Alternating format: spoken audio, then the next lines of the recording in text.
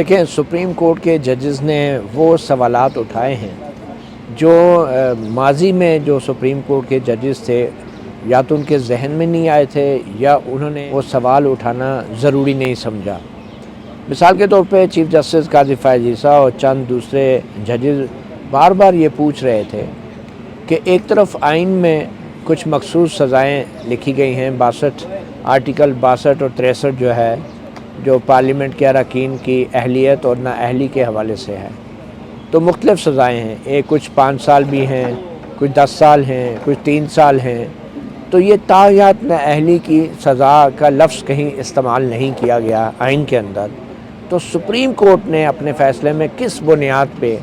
Corruption کے کسی الزام میں یا جھوٹ بولنے کے الزام میں ایک سیاستدان کے اوپر تاحیات نااہلی کی سزا مقرر کر دی ہے، آئین کی تشریح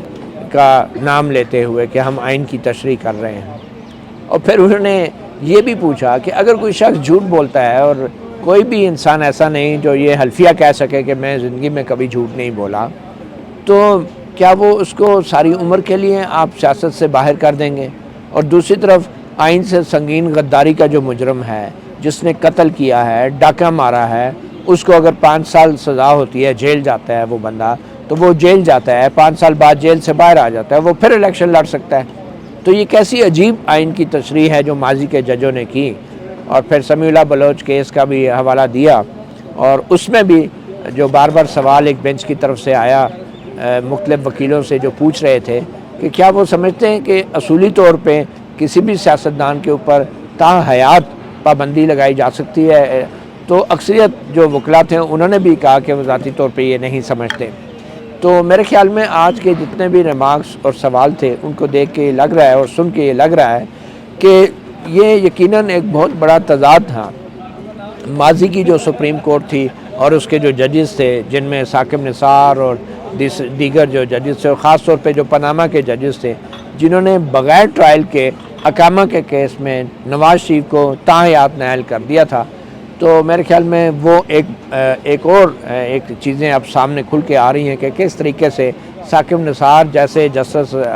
اعجاز افضل، جسٹس گلزار، جسٹس اصغر سعید شیخ، جسٹس اعجاز الحسن جو اب بھی جج ہیں، اور یہ سارے ججز جو پاناما بینچ کے ججز تھے، انہوں نے کتنی ظلم اور زیادتی کی کہ آئین کی ایک ایسی تشریح کی کہ جس سے ایک سابق وزیر اعظم کو ہمیشہ کے لیے سیاست سے باہر کر دیا۔ اور پھر اس کے بعد جب پارلیمنٹ نے قانون بھی پاس کر لیا ہے کہ یہ مدت جو ہے تاحیات نہیں ہے، کیونکہ آئین میں تو لکھی نہیں ہے، تو قانون پاس کر لیا، تو اب کہا جا رہا ہے کہ جی چونکہ ثاقب نثار جیسے ججوں نے یہ فیصلہ دیا تھا کہ یہ جو تاحیات نااہلی ہے تو وہ آئین کی تشریح تھی، تو اس لیے اب آئین میں ترمیم چاہیے، قانون کے منظور ہونے سے یہ تاحیات نااہلی جو ہے یہ ختم نہیں ہو سکتی۔ تو یہ اس سوال کا بھی اب جواب کسی کے پاس بظاہر نہیں ہے، مگر اس کا جو ایک منطق سامنے آ رہی ہے جو سپریم کورٹ کے ججز کی طرف سے، یہ کہ اگر ایک طرف سنگین جرائم کے اندر لوگ دوبارہ جیل جا کے باہر آ کے الیکشن لڑ سکتے ہیں، تو محض جھوٹ بولنے پہ آپ کیسے کسی کو ساری عمر کے لیے سیاست سے بین کر سکتے ہیں؟ منصور علی شاہ نے سوال کیا کہ انہوں نے یہ پوچھا کہ سوال یہ ہے کہ کیا الیکشن ایکٹ میں دی گئی نااہلی کی مدت جو ہے وہ آئین سے زیادہ اہم تصور ہوگی جو آئین کی تشریح کی آرٹیکل 63 کی سپریم کورٹ نے کی؟ تو کیا آپ کو اب یہ جس طرح انہوں نے اٹارنی جنرل سے بھی کہا، اور اٹارنی جنرل کا یہ موقف ہے جو میں سمجھاؤں کہ جو سپریم کورٹ کی ڈکلیریشن یا سپریم کورٹ کا فیصلہ موجود ہے تاحیات نااہلی کے، تو اس وقت تک یہ ان لوگوں پہ اپلائی نہیں ہوگا، آپ یہ سمجھتے ہیں؟ دیکھیں، جو اٹارنی جنرل بات کر رہے ہیں وہ یہ کہنا چاہ رہے ہیں کہ سپریم کورٹ کی طرف سے یہ فیصلہ آنا کافی نہیں ہوگا کہ یہ تاحیات نااہلی نہیں، یہ 5 سال کی مدت ہوگی،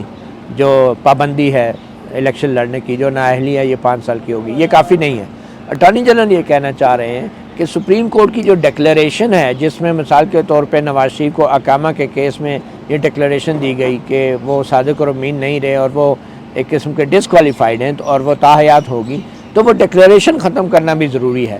یعنی دو چیزیں طے کرنی ہیں اب موجودہ ججوں نے، ایک تو یہ کہ کیا یہ نااہلی 5 سال کے لیے ہوگی جیسا کہ پارلیمنٹ نے کہا ہے، اور دوسرا یہ کہ کیا جو سپریم کورٹ نے ایک کورٹ آف لا بن کے جو ڈکلیریشن جاری کی ہے کسی سیاستدان کے خلاف جیسے نواز شریف ہے کہ یہ تاحیات 62(1)(f) لاگو کیا ہے، تو کیا وہ ڈکلیریشن بھی آئین اور قانون کے مطابق تھی یا نہیں؟ تو اٹارنی جنرل یہ چاہتے ہیں کہ نہ صرف یہ کہ تاحیات نہ اہلی ختم ہو، بلکہ جو سپریم کورٹ نے ایک اپنی عدالت ٹرائل کورٹ بن کے کسی کو سزا سنا دی ہے، کیا وہ سزا اور وہ ڈکلیریشن بھی آئین کے مطابق تھی یا نہیں؟ تو وہ نہ صرف یہ تاحیات نااہلی کو ختم کروانا چاہ رہے ہیں، اٹارنی جنرل یہ بھی چاہ رہے ہیں کہ جو اقامہ جیسے کیسز میں جو ڈکلیریشنز بھی دی گئی ہیں، ماضی میں بھی جو آئین کے برخلاف دی گئی ہیں، ان سزاؤں کو بھی ختم کیا جائے، یعنی کہ وہ 5 سال والا بین جو داغ ہے ایک ابھی بھی اقامہ والا، وہ بھی ختم ہو۔ تو وہ اس لیے کہہ رہے ہیں کہ وہ ڈکلیریشن بھی ختم کرنا ضروری ہے۔ جب آئین میں ہی سپریم کورٹ یہ قرار دے دے گی کہ تاحیات نااہلی آئین کا حصہ نہیں ہے، وہ پارلیمنٹ کا ہے، تو وہ پارلیمنٹ کا قانون تو لاگو ہو جائے گا 5 سال کی پابندی والا، مگر اس کے ساتھ اٹارنی جنرل کہہ رہے ہیں کہ سپریم کورٹ جو ہے پھر وہ جو 5 سال کی سزا جو پہلے انہوں نے دی ہے دوسرے کیسز میں کہ وہ نااہل ہیں الیکشن سے، وہ بھی آئین و قانون کے مطابق نہیں دی، کیونکہ جیسے اقامہ والے معاملے کو تو ٹرائل کورٹ میں بھیجا ہی نہیں گیا، وہ تو کھڑے کھڑے سپریم کورٹ نے طے کر دیا ایک سول میٹر میں،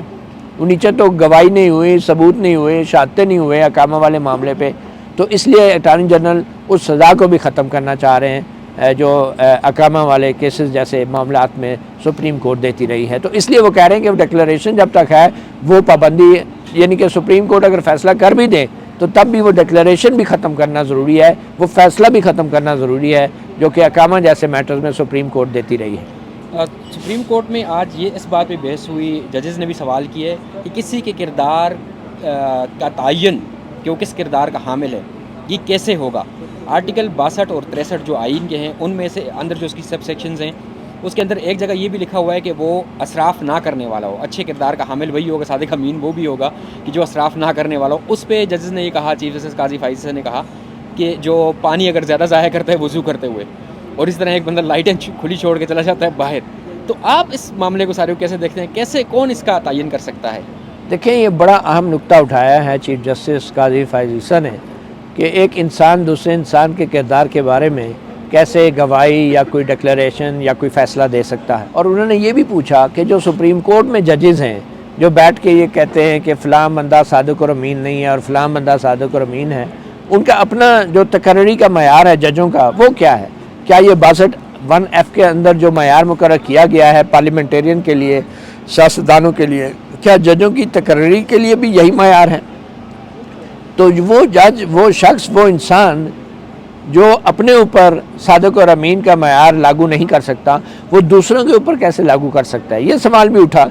کہ ججوں کے لیے یہ شرط تو نہیں ہے کہ صادق اور امین ہونا چاہیے، اسراف نہ کرو، اور یہ 62(1)(f) تو یہ جج بیٹھ کے دوسرے سیاستدانوں کے بارے میں کیسے یہ معیار جو ہے اس کو نافذ کر سکتے ہیں؟ تو یہ وہ بہت بڑے بڑے تضادات ہیں، اور میں سمجھتا ہوں خراج تحسین پیش کرتا ہوں موجودہ سپریم کورٹ کو، خاص طور پہ چیف جسٹس قاضی فائز عیسیٰ کو، کہ یہ جو باتیں ہیں آج ساری دنیا براہ راست دیکھ رہی ہے اور سن رہی ہے، اور جو نوجوان طبقہ آج جنہوں نے ججوں کے ریمارک سنے ہیں اور یہ تاحیات نااہلی کے اوپر جو قانونی بحث سنی ہے، وہ یقینی طور پہ ان کو یہ جان کے خوشی ہوگی کہ یہ معاملہ جو ہے پہلی بار ان کو اتنے ہائیسٹ لیگل فورم کے اوپر یہ دلائل سننے کو مل رہے ہیں، یہ ریمارک سننے کو مل رہے ہیں، اور ان کے ذہن میں جو ڈاؤٹس تھے، جو شکوک و شبہات تھے